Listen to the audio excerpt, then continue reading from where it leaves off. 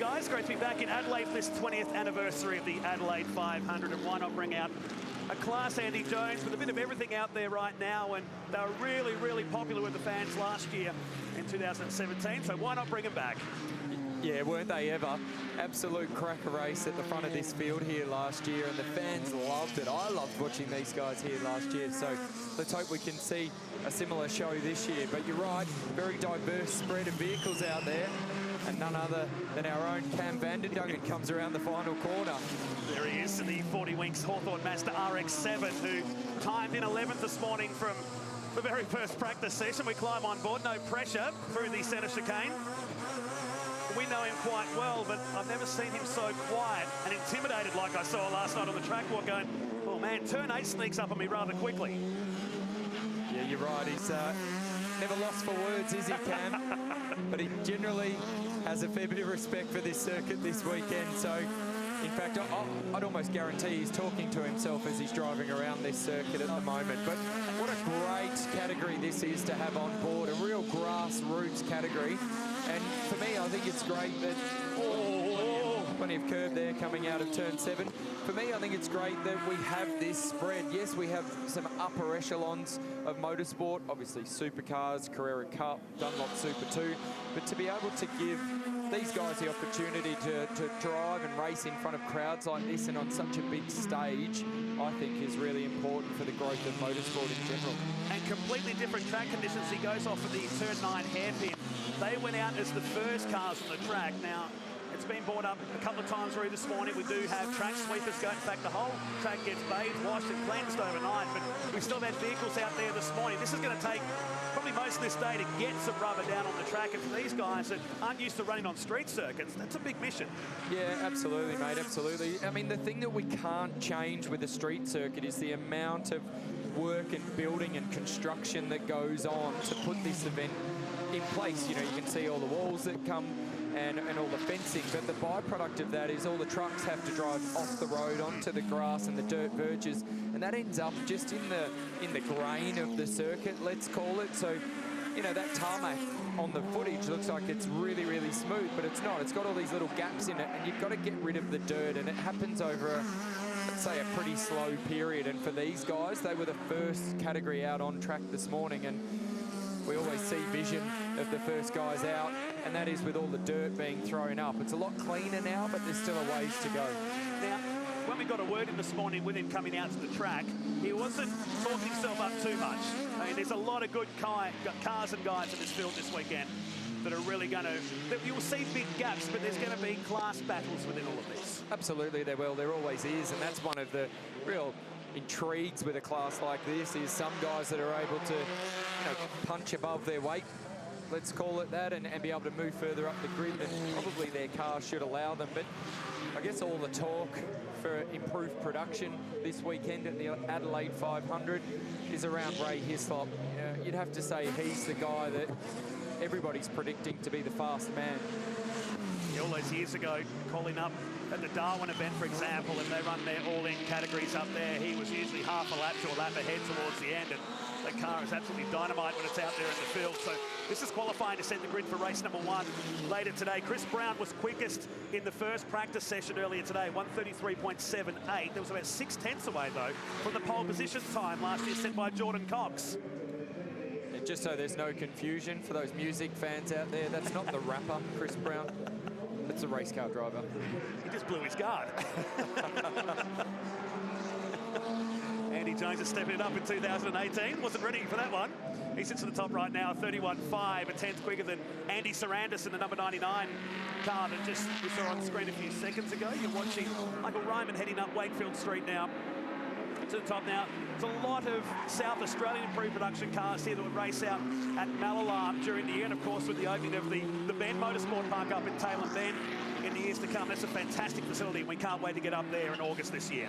Yeah, and that's exactly where my point was going earlier, mate, was how important it is to have categories like this. And, you know, Malala is a circuit that is really has a huge amount of motorsport history. We've seen some terrific racing out there over the years. And how exciting is this Tailem Bend circuit going to be for a category like this and categories like these to race at? It's hard to believe. I've got a chance to come there in December and to see it from Tailem Bend, for those watching from around Australia right now, it's about 50 minutes drive from the CBD here in Adelaide. But when you drive out of Tailem Bend, which only has about 5,000 to 6,000 people, it's like a mirage in a desert. It suddenly just appears. It's an enormous complex up there that the Peregrine Corporation are building up there, and it's going to have something for everybody up there, from road circuits to rally to go-karting to drifting. They've done a really good job, and you'll see the numbers bolster over the years now because of it. And for a state the size of South Australia, you know, it's terrific to see how much support gets put into motorsport in this state, and really they're going to have this great spectrum of a real grassroots Malala style circuit, and then have this every year of a street circuit, but the world-class facility that Tailem Bend is going to be. You say it's a mirage in the distance. It literally is, because the town out there is so small that they've had to build a world-class hotel to house people that want to go to the race there. And I'm really excited. Cannot wait to get out there and see some racing later on in the year. And never fear, Malala will remain. And that's very important to South Australian, to Australian motorsport. It's one of our historical tracks, and we really can't afford to lose any more of the tracks that we've lost over the years. And good news that Malala will still survive and still race for many, many years to come as we keep an eye on the man. He's on provisional pole position right now. Chris Brown, 1:31.51. Looks like he's heading back towards the pits to cool his jets with some 12 minutes to go. Looks a bit busy down here at the Turn 9 hairpin. Yeah, traffic management is really going to come into play here, isn't it? And here's our man that I was talking about earlier, Ray HISLOP, in that beautifully turned out Falcon. He's not at the top of the tree at the moment, but he is, with that pace that he has on board, just not able to get a clean lap. It looks like he starts the lap with a huge gap, but his closing speed on other competitors out there is just not allowing him to get all three sectors together. So this will be management. And in the races, he's going to come across these guys pretty quickly. 32 cars that are here. A couple of cars are sitting out this session due to some incidents during the first practice. You can see how dusty it is, still offline, and HISLOP was lucky to pull that car up then in the centre chicane. Yeah, absolutely. Really dirty offline, and people are not using that inside run into the turn 1-2 chicane. A lot of understeer in that car at the moment. He actually doesn't look that happy, or it doesn't look like a happy car on the road to me. No. And swap up here up the top there of Wakefield Street. Gets worse year by year with the road traffic. That understeer I was talking about just cannot make the apex. So can't help. And we hear that tyre just really screeching across the road. Can't help but feel like maybe they're a little bit low in tyre pressures, or has he got a slow leak in that car? He's holding Peter Ingram up there for a moment. Ingram's decided to back out of there in that 79 Mazda RX-7. That car's had a complete overhaul during the summertime and a full respray. It's got the 70s look about it. The former New South Wales state champion back behind HISLOP, who sits third behind Brown and Andy Sarandis. Michael REIMANN is in fourth, ahead of NAGUIB in fifth, and WALDON, Marinelli, Ingram, CRUSE, and Willing a top tennis now. He goes off, and I hope he can get out that gravel trap, because that's very deep down there at turn number 11. The track does fall away, so it rises up then drops downhill, and thankfully he backs it out of the gravel trap and will continue on, looking for a space in traffic to get back out there and join the field. It was an awkward moment for Ray, for me, just watching. It was a great rear shot that we saw, so just using all of the curb as you do coming out of the hairpin there. But watch this, he's gotten up on the curb, tried to slow the car down. It's just not stopping. He just doesn't look happy inside there. Unfortunately, Cam's out in his car, so we can't send him down to do some investigating for us. Pull up in the lane for us, so maybe ask a couple of questions. There is the former privateer back in the supercars days in the late 90s. We're back into the pits right now. It's one of only 3 cars that are back in there. We're back on board now with CV Double D. As he works his way through the staircase of this Adelaide street circuit. I've heard every second of every moment of the build-up to this event since he made his mind up late last year that he was going to bring the RX-7 across to Adelaide and have a steer. He's used to tracks like Phillip Island and Sandown, for example, where he's had some victories there in the past. Completely different world. He looked down here last night and said, that's narrow. And it is. And it is, absolutely. And it feels a lot more narrow when you're in your car approaching turn 8 than it does when you're on foot. So you know, when you're standing there doing the track walk like Cam did last night and it feels narrow, then it's going to be narrow when he's in this car. But he's doing a ripper job. Not really in outright contention. That rotary engine there, just having a bit of fuel overrun. He's got 2 cars here. He's at the back out, and that's going to spoil the lap. He's on a personal best run, 2 up to this point. Have to regroup and have another crack at the next lap. He's currently in 11th position at the moment behind Willingdon ahead of Cook. So that was the aim. He wanted to get in the 10 and stay around that region for the weekend. His time of 1:35.87 is his quickest. It was a 36.9 on that last lap as into the centre chicane. He said, I don't want to touch the curbs either side, making a liar out of me on this lap. A lot of these guys, when they come to an event like this too, they invest a lot of time and effort and money for that matter into presenting these cars to a higher level than they currently have, because it is such a big stage for them to race on. You know, it actually improves the overall, I guess, look and feel of this category by coming to a place like this. So keep mentioning it, but it is important that these guys are on a bill like this one on such a big weekend. Yeah, and there's a lot of social media talk, I guess, in the lead up to them coming the first time, going, why is improved production coming to race at events like this? Well, you need to bring them to these kind of events, because otherwise the category doesn't grow. And it shouldn't be a question of why. It should be a question of how great is it that a category like improved production is coming to this event. Like we said at the start of this session, these guys put on one of the best races here last year, arguably. A lot of people walked away from that going, yeah, I hope they come back next year. They were cool. Absolutely. Oh, he's on the curb on the outside. There are bolted-in fiberglass curbs that are used just for the event. He said to me after the practice session this morning, he didn't want to hit those curbs with how easy he could spin you out of the corner back into the wall on the right-hand side. But a clear track for him this time, though. So heading up towards the hairpin aboard car number 40. He weaves his way on. And as he comes out of the hairpin, Cameron Vanderdouglas, Matt Nolte and Andy Jones, you're looking smooth out there, brother. Mate, this is cruising along at the moment. I've got cars everywhere here, though. Look at this. Yeah, traffic management looks pretty busy out there, Cam, but you're doing a ripper job, mate. How's the curb bounce through turn 1 and 2 going? We've lost him there. First time I've ever heard Cam Vanderdouglas have something to say. He was concentrating on the run up to Wakefield Street there in car number 40. He's dropped down to 12th position now because Michael REIMANN has gone to the top. It's wrong on the top there. We'll reset that in a sec with 6 minutes to go. So he's pushing on out there at the 40 Winks Hawthorn Mazda RX-7. And there's that curb again. So he needs to cool this car down for a lap or two maybe. Easy for us to speculate. Absolutely, it's easy. It's always easier from the comms box. No? Is it easier here now for you? Absolutely, yeah, it always looks easier here.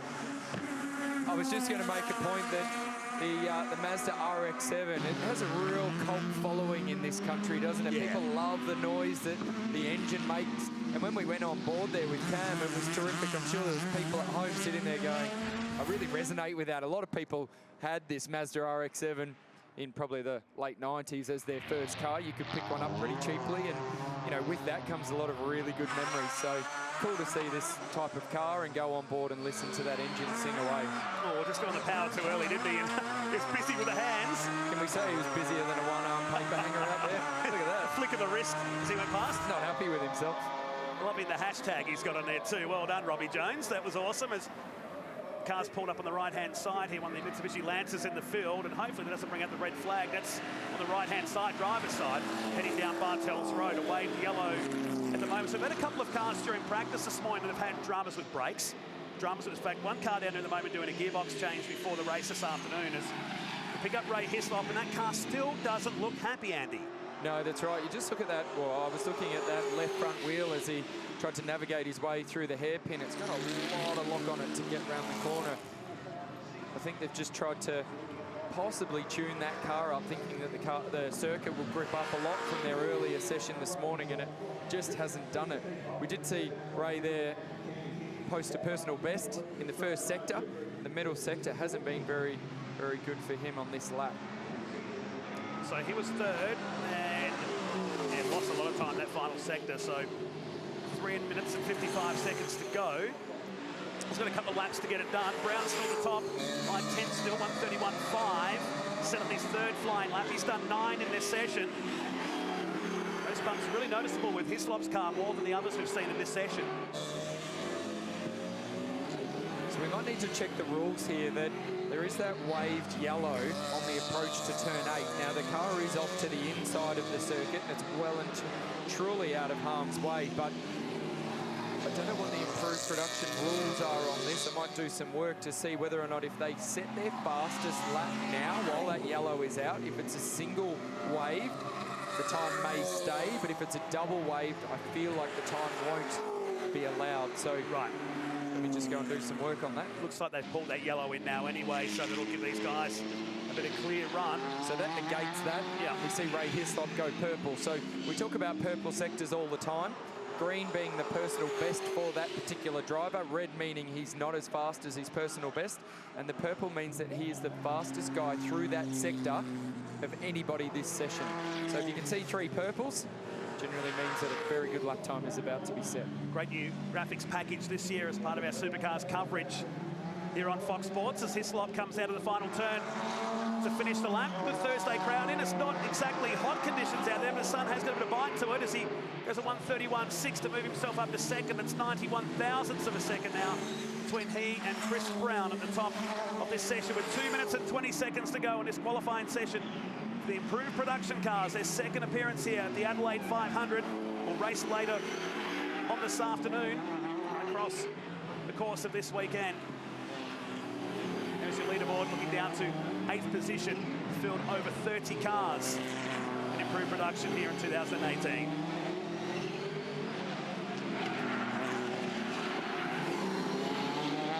Still is squealing a lot through the corners and lays down a couple of licorice straps on the exit of Hunt Street and down Bartels Road.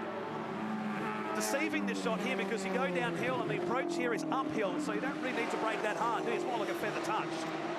And that traffic there has hurt Ray HISLOP. Unfortunately, he had to back out of making the move before turn 8.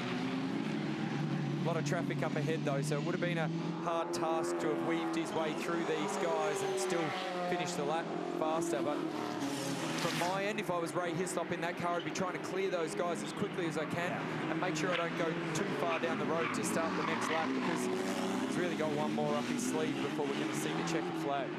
16, just pulling the car up the top there. It's Michael NAGUIB, the Datsun 1600, going past our provisional pole sitter at the moment, the Newlon Toyota Sprinter of Chris Brown, who's been unchallenged. HISLOP's got him close in this, but I think he might be safe here. If that's not the commentator's curse, I'll give it away. You mentioned that Datsun 1600, the Dado, made hugely famous in the rallying scene. Now great to see out in this improved production class.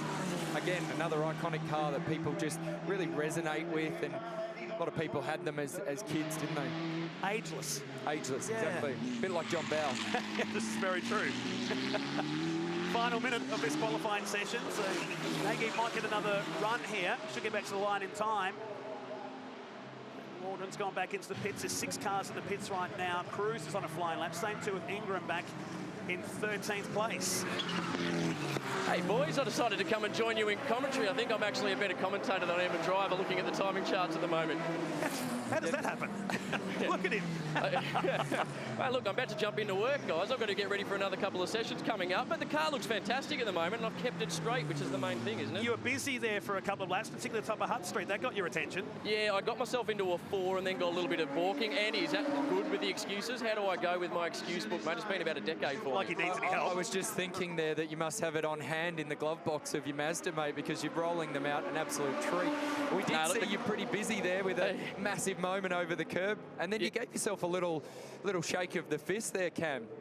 Just a bit cheeky. I tried to carry a bit too much entry speed and wasted it. You know how critical that turn 7 is, and I knew that was the lap over. You did exactly the opposite of what you told me you would do last night through turn 7. Stay off that curb. Yeah, I know. Yes. I know. We went for a track walk. I was looking at the track. Matt, where were you looking throughout that Looking at the track, I was observing the sights and some of the areas around here we used to watch the race from over the years.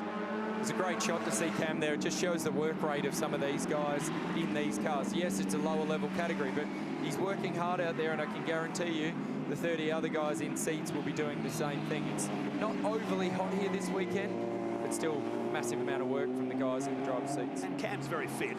We do hang it on him a fair bit, but he's a fit guy. Absolutely, yeah, absolutely. So that sets the grid for from qualifying here today. Improved production cars, and Chris Brown holds on unchallenged in that session ahead of Ray HISLOP. Andy Sarandis will start on the second row with Michael NAGUIB. David WALDON and Peter Ingram will be on the third row. Troy Marinelli and Michael CRUSE down to Willing, REIMANN, Justin Wade in 11th. Cameron Van will start from 12. Scott Cook and Anthony Norris. Big field of cars here. Ian Eldridge, he's been around for a long time. Same two of Ian Statham, who'll start out at 19. Stratton LIMBERIS in 22nd. Bruce HENLEY in 26th. And Brett Waters back in 30th place. Like we said, there's some big gaps, isn't there? But they'll have their own inter-class battles during the weekend as we check out some highlights. And most of it was involving the 40 Winks Mazda RX-7. Yeah, he's getting plenty of airtime. Our Cam Van der Dungen out there, and as he should, we know he's a familiar face within the sport. He does a great job across the broadcast, but there's plenty of other action happening out on track. We saw Sarandis, he ended up P3, but he had that issue where he had to park the car off onto the right-hand side of the circuit on the approach to turn 8. This was Chris Brown. He set his fastest lap early in the session and went on to do 12 laps. Got pole position only by 91 thousandths of a second. This was NAGUIB hitting it all wrong going down into the centre chicane. Another part of the track that's deceptive with the bump on the braking point just as you turn left, and HISLOP. That car looked evil for most of the session. Probably lucky to get that car onto the front row in the end. Yeah, I'm sure there'll be some work done to that car before we see it back out on track for the first race. The important thing for Ray HISLOP was this moment that he didn't end up buried in the sand. The other important part of this session for him is that he's starting on that front row. Yes. Hugely important. This was this moment we were talking to Cam about. Plenty of wheel action going on.